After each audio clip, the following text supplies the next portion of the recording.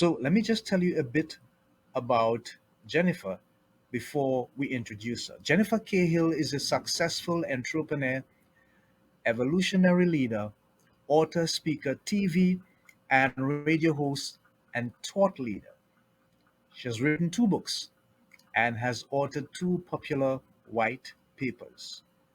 Jennifer loves to give back and has built two schools in third world countries.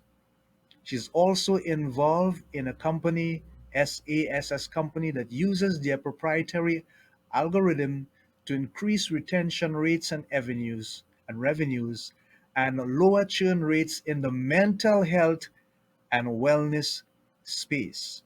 She says, I love helping others, especially entrepreneurs, and I can't wait to help you on your business journey. So, Jennifer, you're going to be helping us with much more than our business journey because we're going to focus on the episode, and the episode is entitled hmm, Breaking Out of Depression, Resilience and Recovery with Jenny Cahill.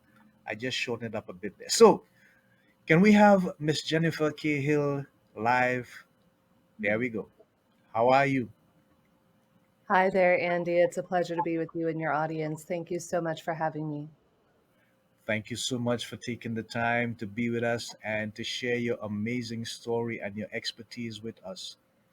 I know that we have spoken before, and you mentioned something that sort of hit me by surprise a bit, but it also is a revelation of the fact that people can go through tough times and still overcome because of that human spirit, that human strength that God has given unto all of us, that level of resilience that we can overcome situations, and then we can have something to say that would help people who may be in similar situations. We're going to get to that in a moment. But before we do that, just help our audience understand, what is Jennifer Cahill all about? Just tell us a bit about who you are and what you do. Thank you, Andy. It's given everything I've gone through as a human being, it's almost humbling, to use your word earlier, to share the journey I've had. I feel so lucky more than anything, Andy, to be alive today. As you know, we talked a little bit about it offline before we did this show. I tried to take my own life three times between the ages of 18 and 21, and very close to being successful in two of those attempts. So it's by the sheer will of God and miracles, whatever you prefer to call it, that I'm here with you today. And the whole first part of my life and my journey, I didn't know at the time I was autistic. I only found out about 6, 7 years ago.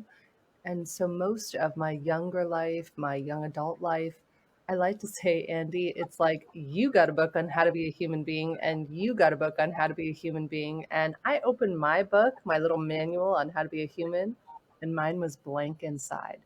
And Hmm. that was part of what led to the existential crisis of loneliness that I faced myself. And then, my gosh, I have such deep empathy and compassion for the world. I was just reading a statistic, I think 24% of all people surveyed across 146 different countries feel either very or highly lonely.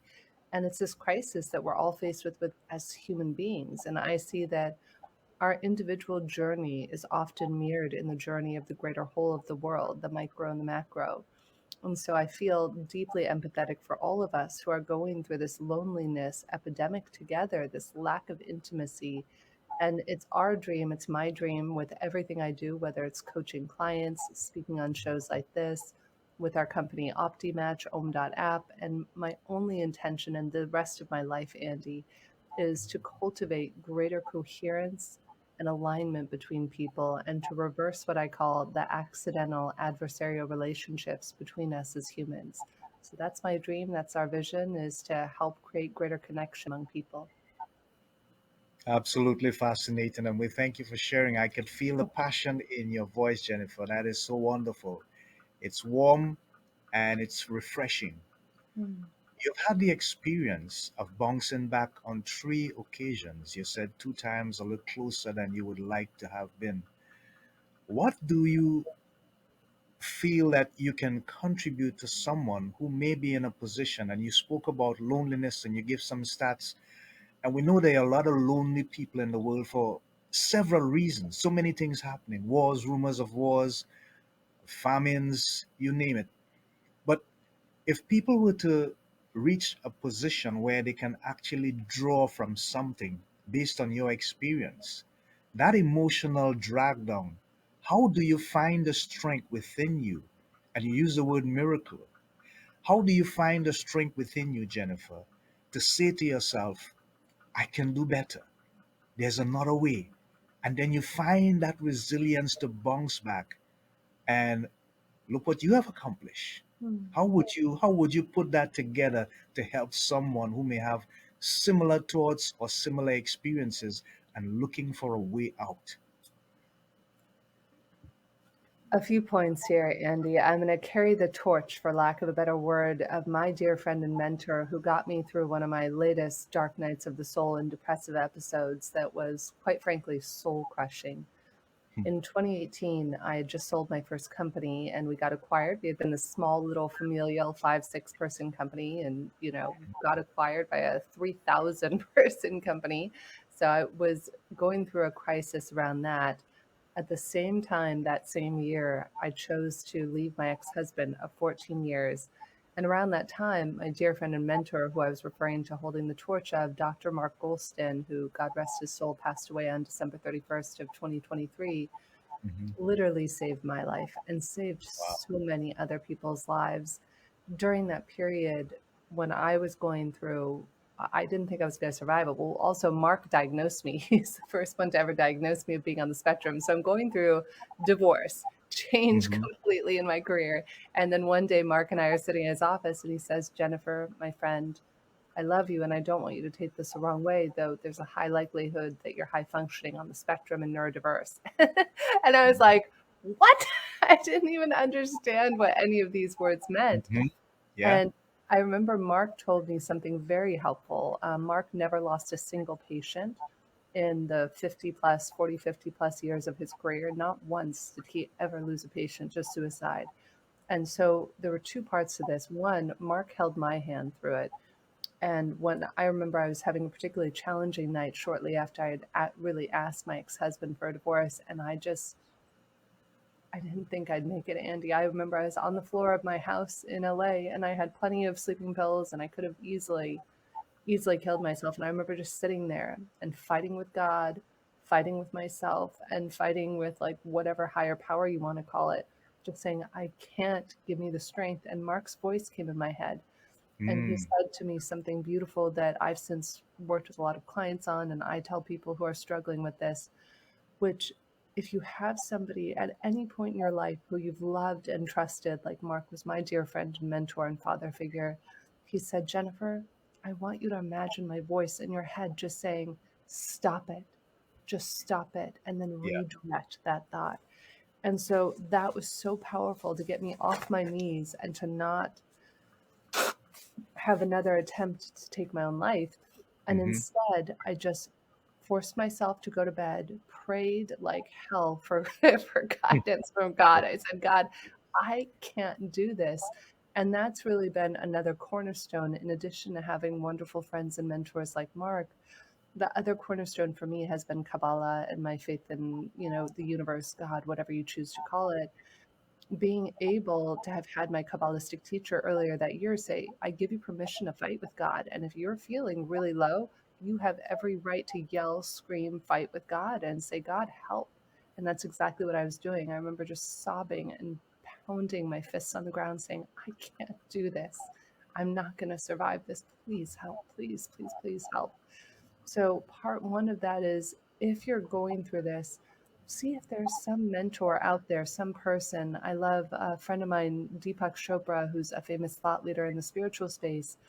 He has a project I'm very passionate about called neveralone.love. And one of the board members of that, Gabriella Wright, who's a famous actress, Gabriella lost her sister to Hmm. cancer, or sorry, to suicide. And Yeah. so they created a robot, an AI, to help people who are lonely called Peewee. that has already helped prevent tens of thousands of suicides just by having communication. So, whether it's a person, whether it's a safe space you can go to, see if number one, you can find someone or some avenue to feel a little less lonely when you need it. And if you are someone who maybe you've struggled with depression in the past and you have loved ones who you know are struggling, I do this for other friends who I know struggle with depression. I'll just ping them randomly. You know, you get that heart spidey sense where your heart just feels a pang of love for somebody that you know might be struggling, and just shooting them that text, a voice text, a phone call can literally save somebody else's life. And sharing our own stories, a story much like this, I was sharing on one of the shows that I'm a part of called Awakening World and the Global Peace Tribe. I Hmm. had never gotten to meet our members. It had always been online for the last 4 years. And one day I found myself in LA, and I didn't realize that a lot of that community was meeting in person. Yeah. So I happened to pop by just outside of LAX airport, and there are a lot of our audience members, hundreds of people who I had never had the pleasure of meeting in person. And I only had a few minutes to stop by, so I give a few hugs. And as I'm like hugging people and on my way out, I'm ordering an Uber, and this woman comes up to me and she's crying. And I said, "Oh my gosh, are you okay, miss?" And she said, "You saved my sister's life." And I said, Wow. "Excuse me?" She said, "Yeah, my sister saw you on an Awakening World show where you shared how you tried to kill yourself and how you found the strength and resilience to get past it. And she's still with us because you shared." My God. Wow. So you Ah, never know. The one yeah, story. That's why I don't care. I'll do this anytime, day or night. If we can just yeah, help one other person, lend one ear, one yeah. act of kindness, even a smile. So Yes. many of us, that was one of my favorite Kabbalistic things I learned, Andy, about depression, of dumping depression, is when we're in a really depressed, low state, do an act of kindness. See if you can get Mm. out of your own head, Oh, yes. Oh, offer yes. to help somebody else, offer to do anything. In fact, I was just reading to another friend of mine who struggles tremendously with depression, and I'll tell you what I sent him. This is from Kabbalah, and it's one of the names of God for dumping depression. And it says, "Ascending the great spiritual ladder requires far more greatness and strength than conquering nations, building empires, or attaining great wealth. The negative forces, which could be called our ego, that dwell inside of us and in the world use a two-step process against us. Number one, they make us fall. And number two, they keep us down through feelings of guilt and depression over our setbacks. Getting up again generates greater spiritual light in the world than if we had never fallen in the first place." And I Wow. always like to remind people of that. Wow. Wonderful. Wonderful. I am so touched. I am moved. Absolutely. I have two comments from Gracie Vincent, and I want them up on the screen. The first one is, God bless you. You are a life saver. That's Mm, for Jennifer. And the other one says, you touch many lives. mm. So you're continuing with the thing that God has blessed you to do, and we are so grateful and thankful that you are here to share with us. Now, I want to make you smile a little bit. Hopefully, I can. And this is an amazing headshot, Jennifer. Can you see it? Yes, I can. Wow. What is this picture saying? Look at that tremendous smile. There's so much glow in the cheeks, so much life in the eyes. What is this headshot saying? What is this picture saying? This picture is saying I've made it and I found Ah, happiness. mm, And in fact, I'm doing a talk next week in Porto, Portugal, what I like uh-huh, to call cracking the code of human connection. And I uh-huh. talk about how, whether we're talking about depression or fulfillment in life, the biggest secret of what I like to call the golden triangle, the first Mhm. step in this, in ascending the ladder of deeper connection and purpose, is to connect to ourselves, Andy. And that's truly what's missing for us as human beings. The reason we feel so lonely or so crushed when we lose a loved one, when we Yeah. feel sad, when we go through a breakup or lose a job, is because we have it that something or someone out there is Hmm. responsible for our happiness and our joy. Yet, just like you saw in that photo, when I started to cultivate, thanks to the love and dear friendship of two of my friends, in addition to Mark Golston, shout out to Jules and Wendy, who both taught me inner child work at the same time about 6, 7 years ago, that catalyzed me, Andy, into a place where every day now I spend time quietly. Right after I meditate, I put my right hand on my heart and my left hand on my abdomen. And I talk to a younger version of me that I call Sweetheart, who's about 5 years old. And doing this every day is mind blowing because for me, being on the spectrum, I really struggled with connection to my own emotions and those of others. So, one of the tools I do is at the end of every morning, I go and I say, Sweetheart, how are you feeling today?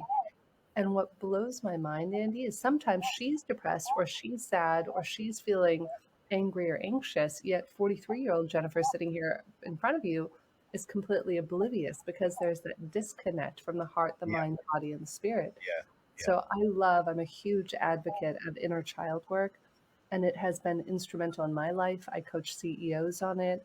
It's been so humbling to get to share with people these tools and to watch really powerful men and women connect to themselves and then provide themselves with what they need so they're no longer at the mercy of their job, their employees, their spouse. They get to provide the love to themselves that they always wish they had. Yeah, that's deep and resonating. Jennifer, when you coach people, when you share with these thought leaders and these CEOs, what are some of the things that they say to you or they express? And I'm sure they will open up over a particular period of time based on what you're speaking. Do you find a common bond or common trend of things that they are particularly faced with that challenges them, that they can feel that connection, or is it a number of or a variety of things that there's differences, or is there a strain or one line that you can focus on and you know for a fact that yes, this is the thing? I mean, I've dealt with people and I see diversification in so many ways, so many different avenues. But sometimes you find that with persons who are involved in a particular profession, like they are CEOs and they are masters of certain companies and so on, there's one particular thing that they are faced with. It's either the stress of dealing with a company or the stress of dealing with company and family and finding that balance with all the ecosystems that exist around them. But for the people that you deal with, what is the most common thing that you find is the greater challenge towards them having that connection and really feeling fulfilled about themselves? I would say, Andy, that whether we're the CEO of our own life or the CEO of a company, we are all like diamonds that have these beautiful facets. That at Hmm. some points, certain aspects of the diamond might be shining and beautiful, and at Yeah. other points might be sharp and painful. And I would hate to lump everyone into one category. I can give you 100,000 foot view of what I've seen from entrepreneurs, CEOs. A lot of it really comes down to meaning and purpose and wanting to be of service.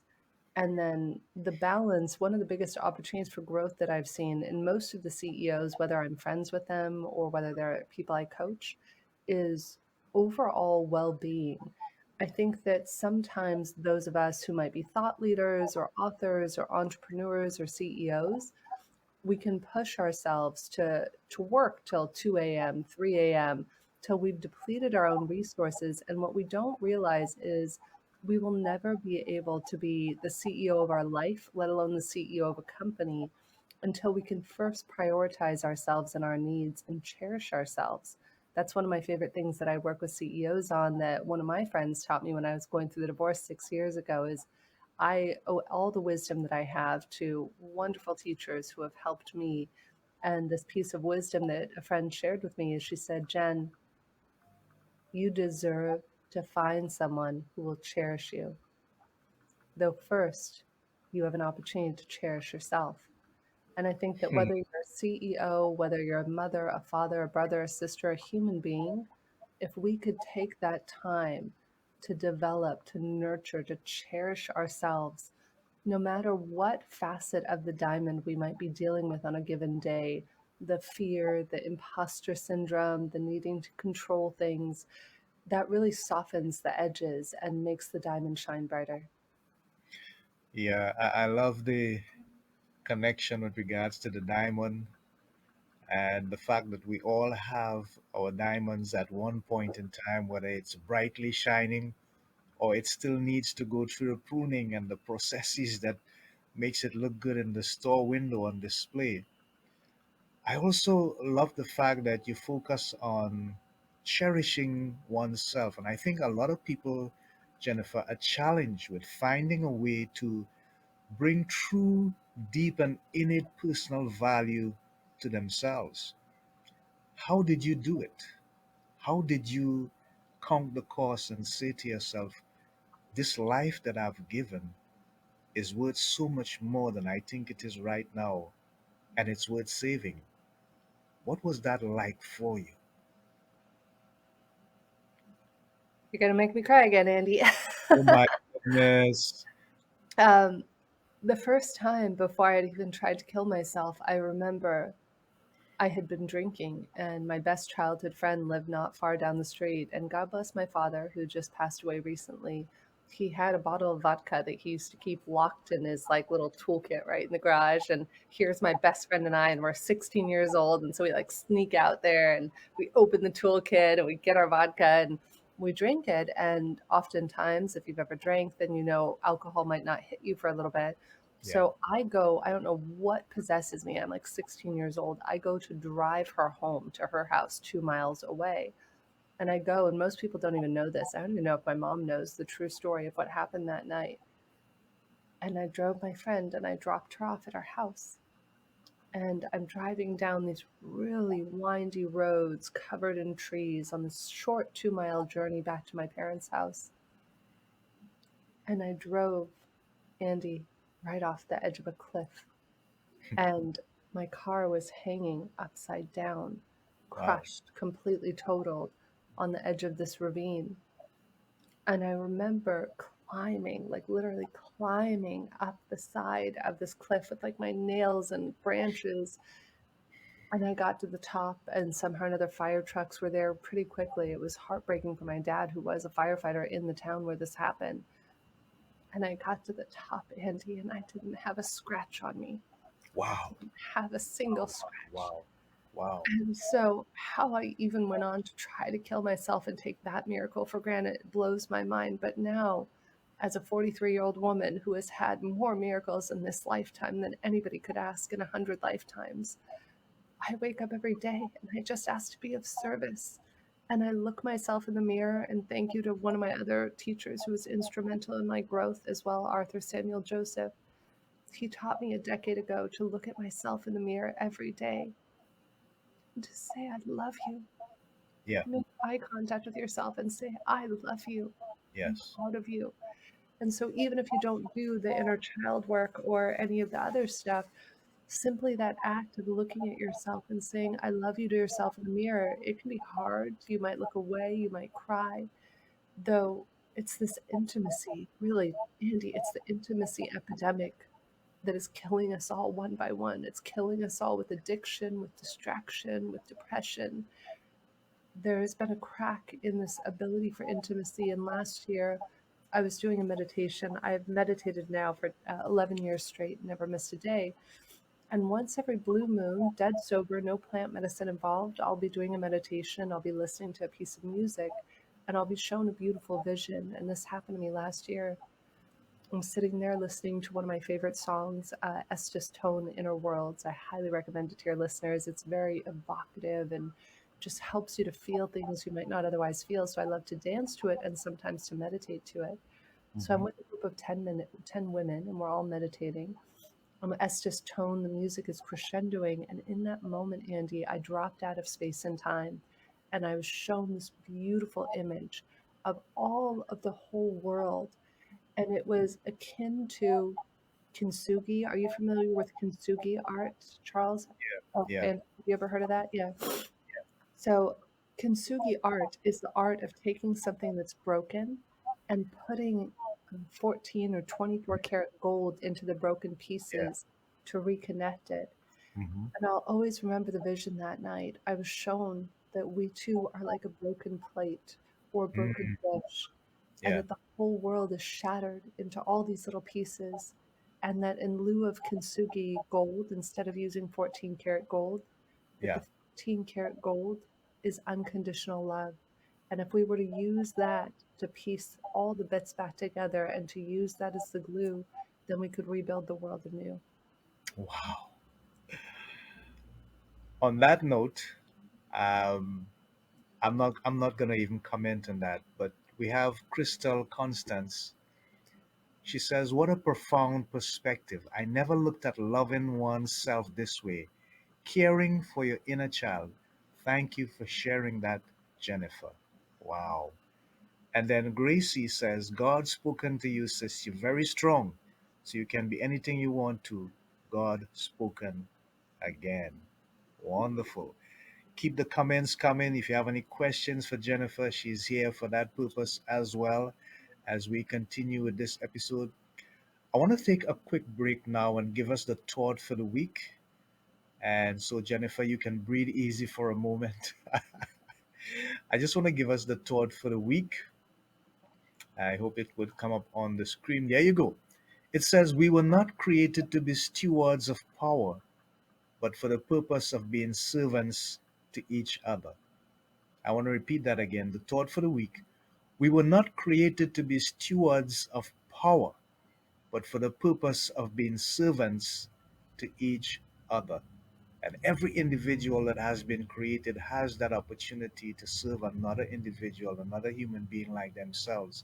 That's when you know that your life is full of purpose, meaning, and value. And that is the thing that we spread here and share in this community as we continue with breaking out of depression. So, on a lighter note, I want to share something with us on the screen. Let me see if I can bring it up. There you go. 101 Spiritual Tools for Uncertain Times, Book 1 of 10 by Jennifer K. Hill.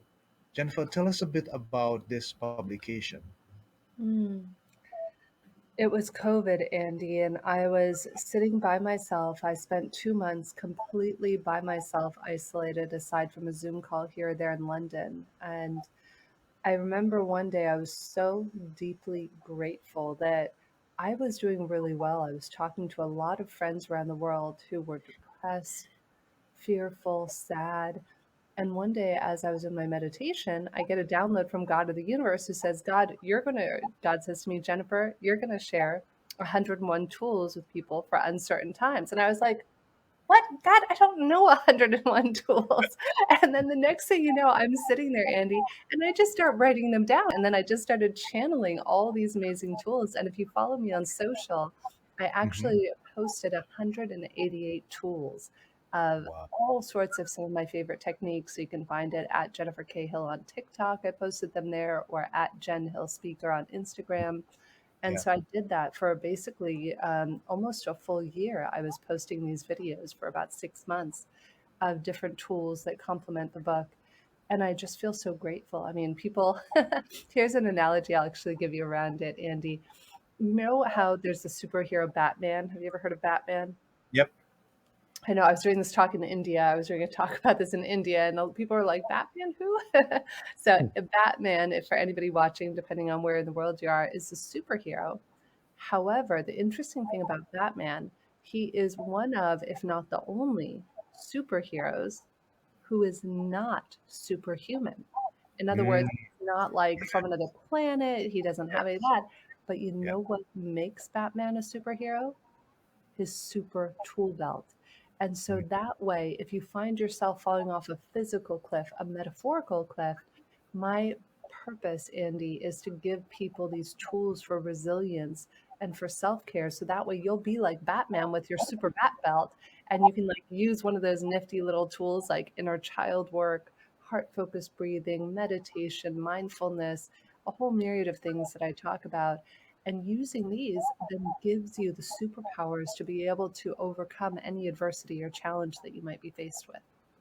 Yeah, wonderful, wonderful. Love it. Thank you for sharing it. Appreciate it. Wow. And I'm thinking, this is just book one, Jennifer. Book is written. It's a, you know what, Andy? There are none of hours in the day. I'm co-writing another book right now, a business book on Uh-huh. heart purpose leadership. Book two of the 10 books in the series is already written. I Okay. just need more hours in a day. The secret I've decided is to clone myself. And I do normally love, one of my other favorite tools is spending time in silence. And so thank you. Shout out to Sister Jenna and Deepak who taught me that one. However, it's been such a robust last month or so. I don't know if any of you have felt that, but I remember I looked at my calendar one day, Andy, and I had 12 calls in one day. How I even was able to fit 12 calls in one day was like, Wow. what? So normally on a Saturday or on a Sunday, I would spend anywhere from 3 hours to a whole day in silence with my phone off. And I Yeah. haven't even given myself permission to do that lately. So I do encourage people, even if it's just 1 minute a day or 5 or 10 minutes, giving ourselves permission to spend time in silence then opens up our creativity. And so I say all of that to say I have not prioritized publishing the other books. Okay. I will take you up on that sometime, maybe in the future. I will just gently remind you. So I'm looking at your information, and it's really intriguing that on the Awake TV network, you had the opportunity, I should say, the privilege of interviewing Deepak Chopra. Mm. I remember listening to him speak, and the one thing that he said that remains with me is that he said one of the reasons why so many people lose themselves in the material things of this world and they don't find fulfillment, they don't find value, they don't find a sense of purpose is that we have all suddenly become human doings Mm. instead of human beings. And that stayed with me. What is the one thing that you can recall, if you can remember? What was it like interviewing this guy and what resonated with you the most? Because I know that he would have said so many profound things about life, fulfillment, hope, depression, stuff like that. Yeah, I'm very thankful, Andy, that he actually became a friend of mine. So we didn't just do one interview, we've done 20 interviews. You can Wow. find two of our most recent interviews on our Regarding Consciousness podcast. So you can either go to Regarding Consciousness, you can find them on my YouTube channel at Jennifer K. Hill. I've Hmm. been so privileged and honored to get to consider people like Deepak and Bruce Lipton and Greg Braden, Irvin Laszlo. All these luminaries have become friends of mine over the last 4 years. So Deepak, gosh, it's it's almost impossible to encapsulate some of Hmm. Deepak's deepest wisdoms. I remember an interesting one that actually does tie into depression. We were doing the show, I think it was 2 or 3 years ago, and Deepak was talking about the microbiome of the gut. Now, I don't know about you, but I never personally realized how our microbiome of our gut is directly correlated to our mental health and well being. And I Wow. remember Deepak said something profound. He said, if enough of us healed the microbiome of our gut, we would heal the ecosystem of the planet. And Hmm. it was like that whole microcosm, macrocosm thing. And there was another episode that we did where he reflected upon, I think it was a type of rice, where in India, they changed one thing. They went in and they changed something in a certain area where they changed the type of rice. And it impacted the bees, impacted the plants, created a whole market crash. And what I really got out of that particular episode we did is the interconnectedness of all things. And I would be remiss if I didn't mention Deepak and my mutual best friend, or sorry, dear friend, Don Hoffman. They'll actually be speaking at a conference coming up in Tucson in a couple of weeks. Don wrote a book called The Case Against Reality: Why Evolution Hid the Truth from Our Eyes. Hmm. And in a recent episode that Deepak and Don and I did, we were talking about this theory that Don has of conscious agents. And the theory is that we are all conscious agents. and that some of us are projected into the theater of space-time and some are not, which gives us the experience of being alive versus not being here. And Mhm. essentially, it was fascinating from Don Hoffman to hear it from him as a scientist, Yeah. saying that we all came from one source, and this one source is consciousness, which is fundamental, which expresses itself as every human being, as you, as me, as Gracie, as Christelle. And one of the things Don and I were talking about over lunch last year, we were sitting down in Irvine, and I said, Don, I don't get it. If we're all consciousness, why are some of us so impoverished, in pain? Why do children die? Please, Don, help me understand why this would happen. And it was so beautiful what Don shared with me. What he shared, Andy, was he said, Jennifer, if you were to look at it as consciousness, consciousness is infinite. Mhm. Consciousness, you could call consciousness God, whatever you prefer to call it. It is omnipotent, omniscient, it's all things everywhere. And he said, Jennifer, the one thing that God is not is limited.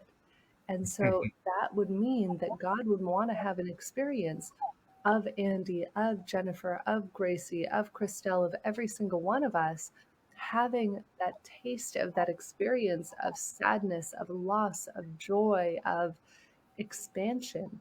And we're all just manifestations of that same one consciousness, experiencing it in ourselves, reflected in the people around us, which are just showing us other opportunities to connect to our own consciousness. So that really hit me deeply when Don and I spoke about that last year.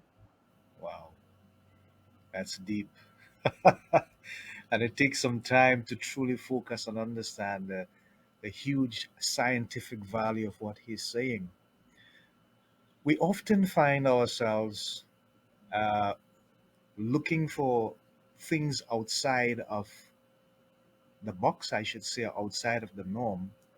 And sometimes when we are in a position of authority, if we are the CEO of a company or we are the boss, an entrepreneur, we own our own company or companies, we sometimes feel that we have to exercise authority over people, exercise power over people.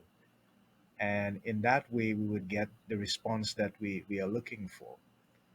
But as I go back to the fact that we are servants of each other, how important it is for persons in authority who are seeking for whatever they are looking for. And sometimes I've had people that I deal with who can't really define what they're looking for. I have a simple theory, Jennifer.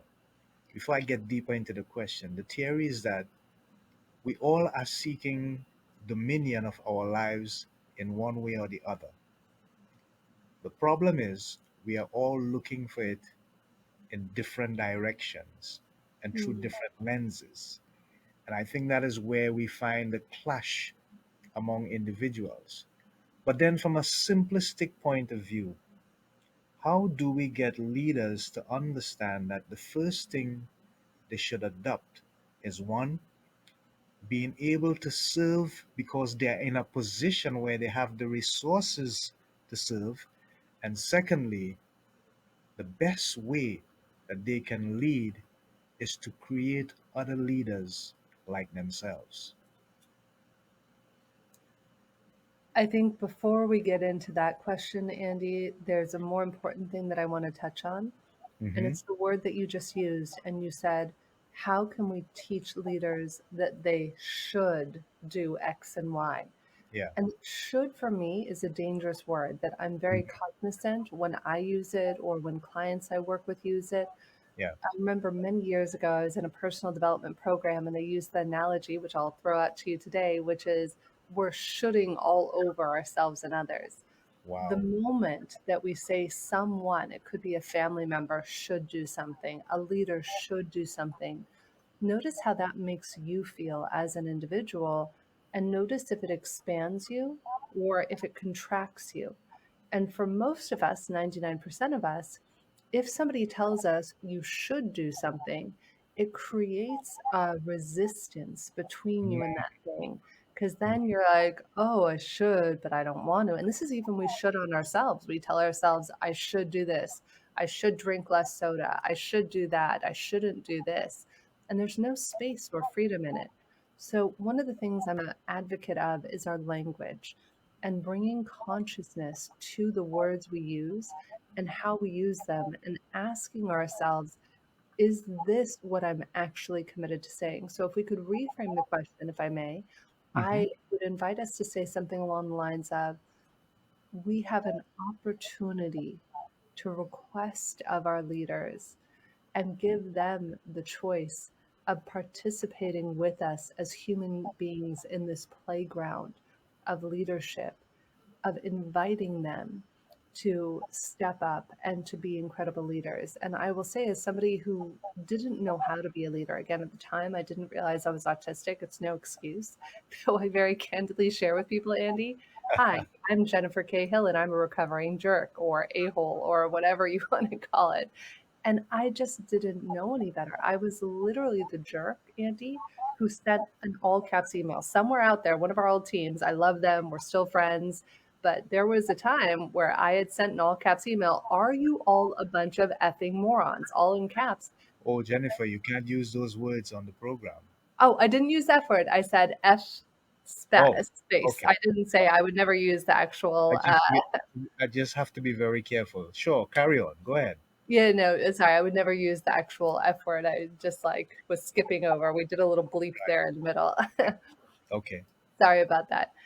Yes, but are you all a bunch of morons was essentially the gist of the email. And so I tell people I was very candidly a recovering jerk, and it didn't happen until my business coach about a decade ago came into my life, and he helped me to cultivate compassion for myself and others, and to realize that we're all different. We're all trained differently as human beings, and we're all designed differently. And so, in doing so, by understanding, I think that's the biggest thing for leaders, is to cultivate understanding and compassion first for themselves, then for the teams they lead. And if you can build it upon that, first connecting to the self, cultivating compassion for the self, that then allows the leader to cultivate compassion and understanding for others, then you can build something beautiful and extraordinary.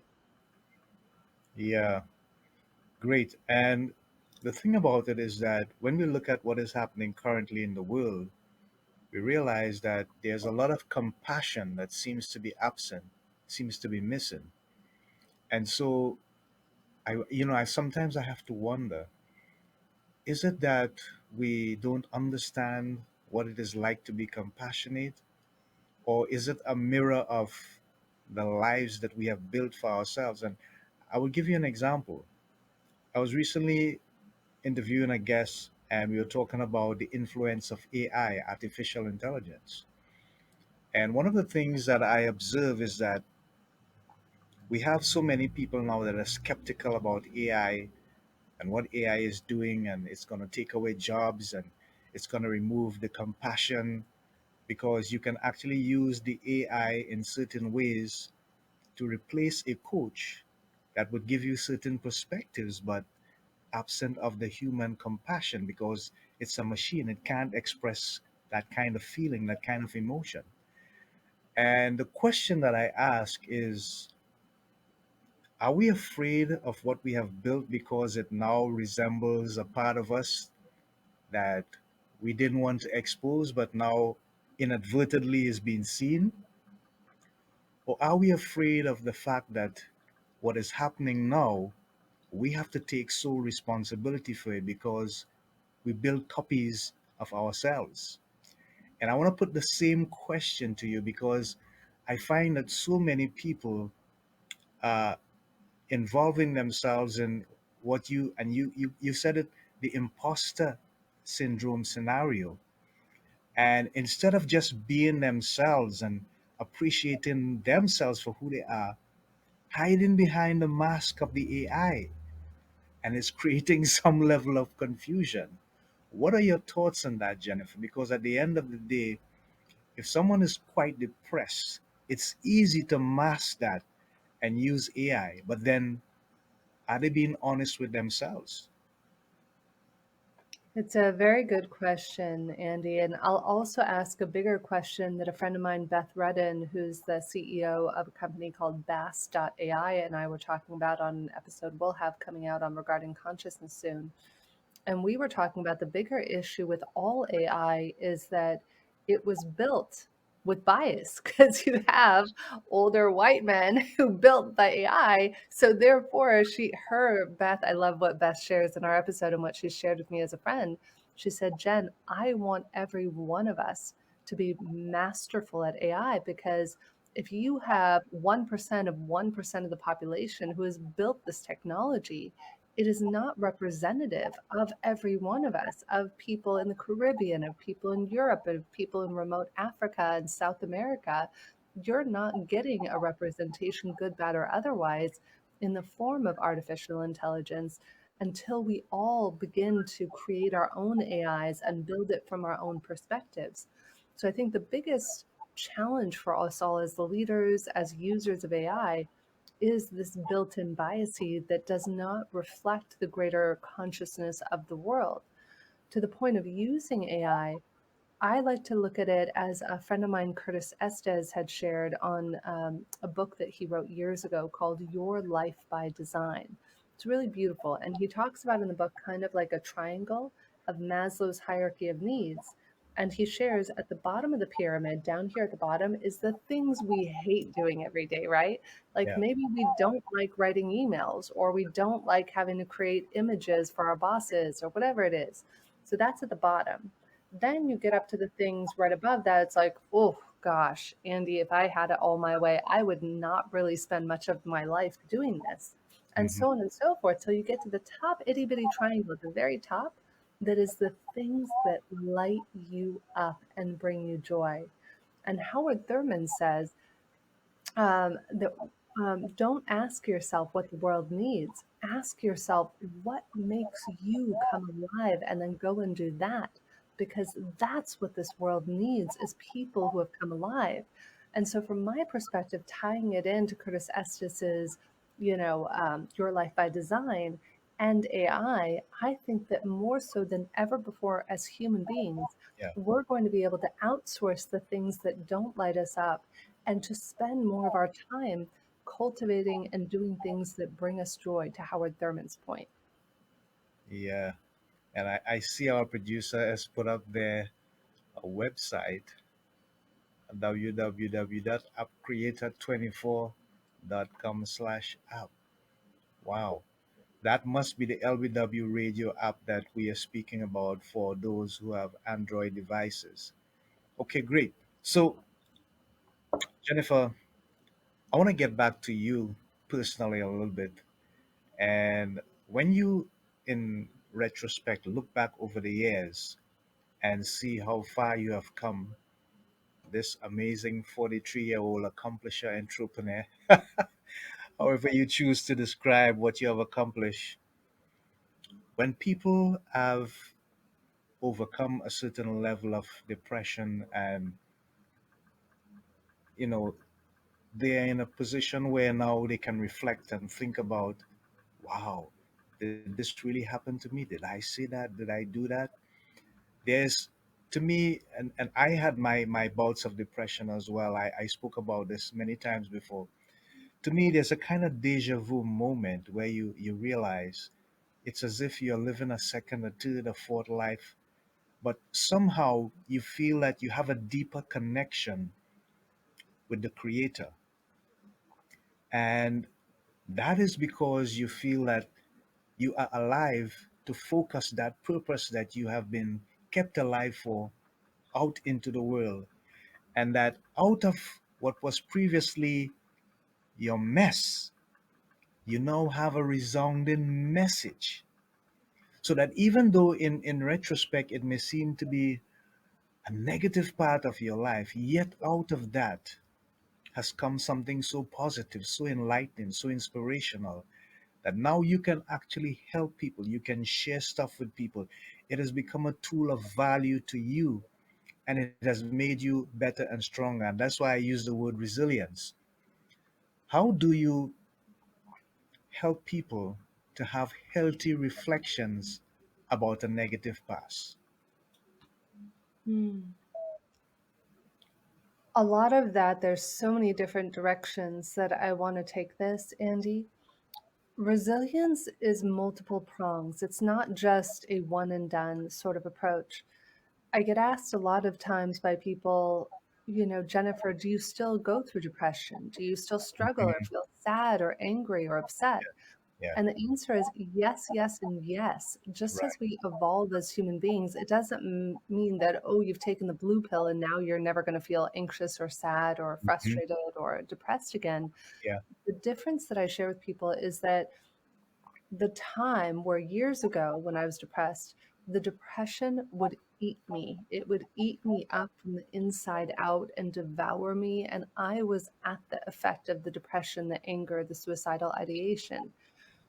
As we evolve and begin to apply some of these tools, mindfulness, inner child work, breathing techniques, journaling techniques, self discovery techniques, then what begins to happen is resilience is like a rubber band. So, whereas years ago, I would feel suicidal, anxious, depressed, and that would last like months or years or long periods. Now it can last a matter of minutes or Mhm. hours, and you can bounce back that much quicker. And it's important also to highlight here to give yourself permission to really feel the emotions that you're going through. If you'd like, I'm happy to share one of the techniques that I use daily. I use it every single day for myself. I teach it in a mastermind I facilitate. I teach it to clients I work with, and it's scientifically backed.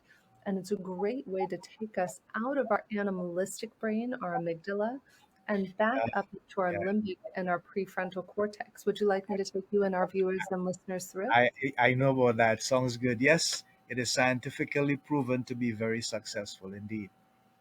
Yes. So it's a technique by HeartMath. Have you ever done HeartMath's work, Andy? Not much. I've heard about it. Yeah. I love it. So I'm a huge fan. I had the privilege and honor in 2020. They asked me to host a series of TV shows with them when everything was going to hell in a handbasket and talk about depression and suicidal ideation. The show was around nurses, police officers, doctors during the epidemic and how they were staying mentally strong and fortified in the face of all of this. So one of the techniques that they were sharing that they used is heart focused breathing, which physiologically puts our brain and our heart into what's called a physiological state of coherence. And when we're in that state of coherence, we move out of our amygdala brain, which is our lower brain function of just safety and survival, Yeah. and into our higher neocortex brain and Yeah. have a great opportunity for connection. Would you like me to take us through that for a minute? Sure. Sure. Sure. Okay. So with your eyes open or closed, this is why it's one of my favorite techniques is you could literally be in the middle of an upset or argument with somebody, and I have done it that way. Trust me, I've used it years on the go, is you can go ahead and say to somebody, with your eyes open or closed, I want you to focus your attention in the area of your heart or chest. If you're in a place where you're not driving, you could even just touch your right hand to your heart to kind of connect there a little bit more deeply. And so I want you to imagine that your breath is flowing in and out right through the center of your heart or chest, breathing a little slower and a little deeper than usual, finding an easy rhythm that's comfortable for you.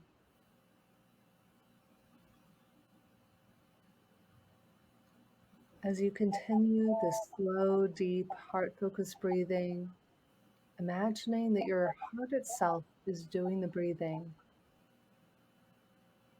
I invite you to connect to a regenerative emotion, perhaps connection, joy. My favorite is calm when I'm feeling particularly angry or stressed.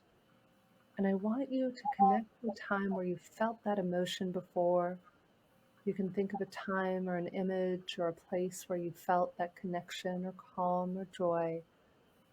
And then let's do that 3 times, breathing in and out through the center of our heart or chest, connecting to that calm, joy, connection, or whatever your word is in this moment. So go ahead and allow a slow, deep breath in through the center of the heart, breathing in whatever your regenerative emotion is, and then radiating that out, radiating calm, radiating joy, sending that out to the people around you. And two more times, breathing in slowly and deeply, and breathing it out and pulsing around you with that energy. And one more time, breathing slowly and deeply right through the center of your heart or chest, connecting to calm or ease, joy or peace, whatever that is for you. And then releasing it out. And whenever you're ready, you can go ahead and drop your hand and return to breathing normally. And if you ever want to learn more about this, I facilitate the third Saturday of every month with the Global Coherence Pulse. We offer complimentary worldwide what we call pulses in collaboration with HeartMath. And there's normally anywhere from 100 to 200 of us, together live online with thousands of people joining in remotely. And we do this together to come into greater states of coherence around the world.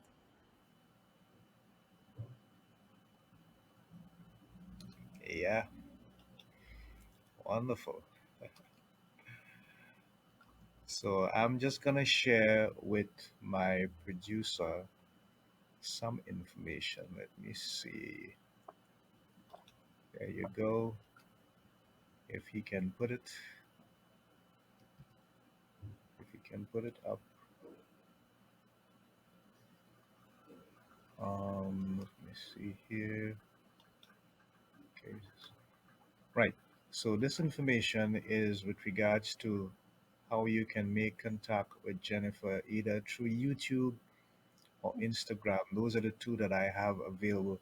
But how can they get access to the book, the 101 book? Oh, yeah. So if you go to 101spiritualtools.com, I highly Hmm. recommend clicking on the blog section. I include all the same resources from the book there in the blog for free, so you don't even have to purchase it. If you want to purchase it, you can purchase it at 101spiritualtools.com, or it's Yeah. available on Amazon and the Kindle, so you could find it on there as well. Okay, great. Wonderful. Thank you for sharing, Jennifer. So we are quickly coming to the end of this episode. It has been quite intriguing, I must say. And I want to remind us of the thought for the week. The thought for the week. There you go. We were not created to be stewards of power, but for the purpose of being servants to each other. And we need to understand the concept of what I'm saying here. We were not created to be stewards of power. We have seen throughout the ages in history, man cannot handle power. Absolute power, they say, corrupts. That's a fact. But for the purpose of being servants to each other. That's one of our greatest calling, and it is inclusive of having the love of God for each other and appreciating everyone just for who they are. So, we have been privileged to be with Jennifer K. Hill, sharing her experience, sharing her expertise, and giving us the opportunity to understand what it was like to be deep in the darkness of helplessness, loneliness, depression, and having to come out of that, how she did it, how she overcame and rebuilt herself, rebuilt her life, and worked on success, which has brought her to her present condition where she now helps so many people. Before we go, we just have 2 minutes, but I really want to touch, Jennifer, on something that really impresses me here with regards to the schools that you have built. Let's close on that note. Tell us a bit about the schools that you have built as we come to the end of the program. It's especially poignant for me, Andy, because my father just died on February 25th of this year, and he We built empathize. both those schools with me. So I Sorry was to hear so that. grateful and honored. It had been a dream of mine. I had read a book about 15 years ago called Half the Sky by Nicholas Kristof and his wife about how women hold up half the sky. And God bless my ex husband. I went to bed every night crying myself to sleep reading that book, saying, how could there be atrocities in the world? How could this be happening? And one of the tenets of the book is if you build a school for $30,000, you can help boys and girls in equal amounts around the world to flourish and thrive. And God bless my ex husband for saying to me, well, honey, why don't we just go build schools then? And that catalyzed me to go with my ex husband and my mom and dad and I to build our first school in Nepal in 2017. And then 2 years later, by ourselves, my dad and I got to go together to Senegal and got to spend a week together in Senegal, physically building a school together. That was one of the most humbling experiences of my life. And I would not change it for the world. There you go. What a wonderful and servant like note to end this episode of Breaking Out of Depression. We thank you so much.